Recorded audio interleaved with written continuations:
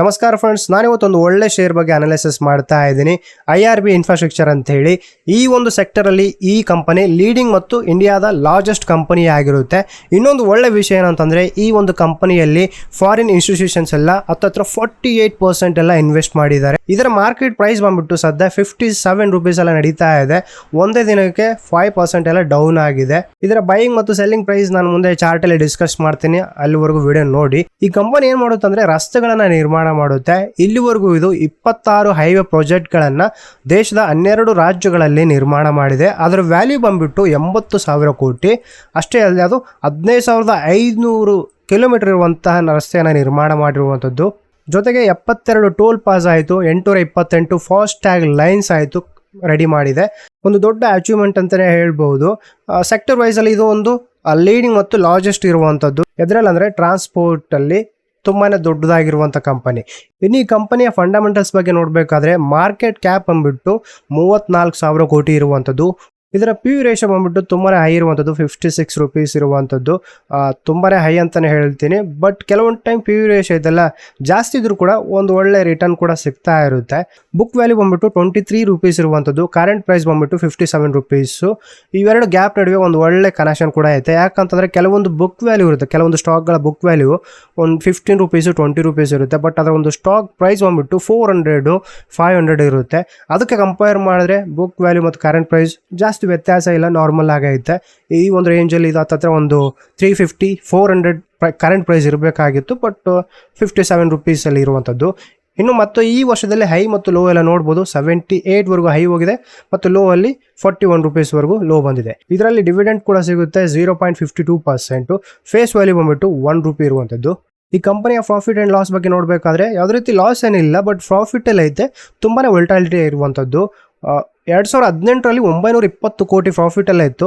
But ಅದೇ 2021ರಲ್ಲಿ 117 ಕೋಟಿ ಇರುವಂಥದ್ದು. ಅದು ಕೊರೋನಾ ಟೈಮಲ್ಲಿ ಅದಕ್ಕೋಸ್ಕರ ಆ ಥರ ಆಯ್ತು ಗೊತ್ತಿಲ್ಲ. ಬಟ್ ಒಂದು ರೇಂಜ್ಗೆ ಪ್ರಾಫಿಟ್ ಅಲ್ಲಿ ಹೆಚ್ಚು ಕಡಿಮೆ ಜಾಸ್ತಿನೇ ಕಾಣಿಸ್ತಾ ಇದೆ. ಬಟ್ ಈ ವರ್ಷದ ಫೈನಾನ್ಸಿಯಲ್ ಬಗ್ಗೆ ಮಾತಾಡಬೇಕಾದ್ರೆ 606 ಕೋಟಿ ಇರುವಂಥದ್ದು. ಇದನ್ನ ಮಲ್ಟಿಪ್ಲೈ ಅಥವಾ ಒಂದು ಸ್ವಲ್ಪ ಕೆಲವೊಂದು ಪರ್ಸೆಂಟ್ ಆ್ಯಡ್ ಮಾಡಿದೆ ಅಥವಾ 1000 crore ಹೋಗೋ ಸಾಧ್ಯತೆ ಜಾಸ್ತಿನೇ ಐತೆ. ಇನ್ನು ಈ ಸ್ಟಾಕ್ ನ ರಿಟರ್ನ್ಸ್ ಬಗ್ಗೆ ಮಾತಾಡಬೇಕಾದ್ರೆ ಒಳ್ಳೆ ರಿಟರ್ನ್ಸ್ ಕೂಡ ಕೊಟ್ಟಿರುವಂತದ್ದು 1 year 3 year ಅಲ್ಲಿ. ರಿಟರ್ನ್ಸ್ ಆನ್ ಇಕ್ವಿಟಿಯಲ್ಲಿ ಲಾಸ್ಟ್ ಇಯರ್ ಅಲ್ಲಿ 4% ಮತ್ತು 3 years ಅಲ್ಲಿ 5%, 5 years ಅಲ್ಲಿ 5% ಎಲ್ಲ ಕೊಟ್ಟಿರುವಂತದ್ದು.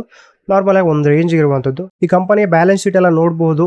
ಇದರಲ್ಲಿ ಅಸೆಟ್ಸ್ ಬಂದ್ಬಿಟ್ಟು ತುಂಬಾನೇ ಇನ್ಕ್ರೀಸ್ ಆಗಿದೆ, ಪರವಾಗಿಲ್ಲ. 2013ರಲ್ಲಿ 13 ಕೋಟಿ ಇರುವಂಥದ್ದು, ಇವಾಗ ಹತ್ತಿರ 44 crores ಎಲ್ಲ ಆಗಿರುವಂಥದ್ದು. ಬಟ್ ಅದೇ ರೀತಿ ಈ ಕಂಪನಿ ಮೇಲೆ ಸಾಲ ಕೂಡ ತುಂಬಾನೇ ಇರುವಂಥದ್ದು ನೋಡ್ತಾ ಇರ್ಬೋದು. ವರ್ಷದಿಂದ ವರ್ಷಕ್ಕೆ ಇನ್ಕ್ರೀಸ್ ಆಗುತ್ತೆ ಮತ್ತೆ ಡಿಕ್ರೀಸ್ ಆಗುತ್ತೆ. ಬಟ್ ಈ ವರ್ಷದಲ್ಲಿ 18,000 ಕೋಟಿ ಇರುವಂಥದ್ದು. ಬಟ್ ಇದರ ಒಂದು ಅಸೆಟ್ಸ್ಗೆ ಕಂಪೇರ್ ಮಾಡಿದ್ರೆ ಒಂದು ರೇಂಜ್ಗೆ ಇರುವಂಥದ್ದು. ಬಟ್ ಇದೊಂದು ತುಂಬಾನೇ ಬ್ಯಾಡ್ ನ್ಯೂಸ್ ಆಗುತ್ತೆ ಈ ಒಂದು ಸ್ಟಾಕ್ಗೆ.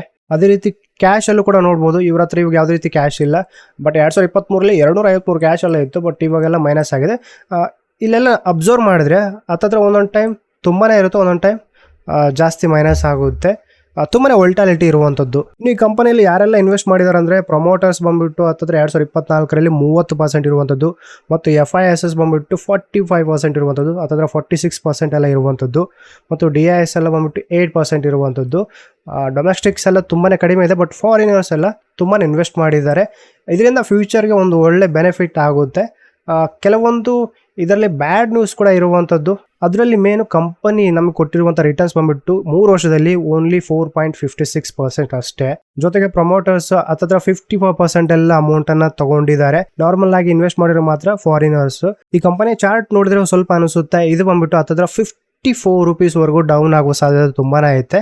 ಅಲ್ಲಿಂದ ಇದು ಮುಂದೆ ಮೂವ್ ಆಗುವಂಥ ಚಾನ್ಸಸ್ ತುಂಬಾನೇ ಐತೆ. ಬಟ್ ಒಮ್ಮೆದೊಮ್ಮೆಲೆ 57 ರೂಪೀಸ್ ಎಲ್ಲ ನಡೀತಾ ಇದೆ. ಇವಾಗ ಇಲ್ಲಿಂದ ಹೋಗೋ ಚಾನ್ಸಸ್ ತುಂಬಾನೇ ಕಡಿಮೆ ಐತೆ.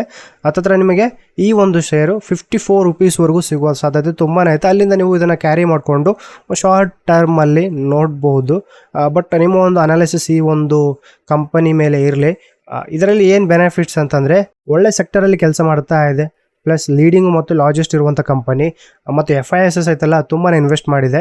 ಇದರ ಮಾರ್ಕೆಟ್ ಕ್ಯಾಪ್ ಕೂಡ ತುಂಬಾ ಚೆನ್ನಾಗಿರುವಂಥದ್ದು ಮತ್ತು ಪ್ರೈಸ್ ಕೂಡ ತುಂಬಾ ಚೆನ್ನಾಗೈತೆ, ಅಫೋರ್ಡೆಬಲ್ ಆಗಿರುವಂಥ ಪ್ರೈಸ್ ಇರುವಂಥದ್ದು.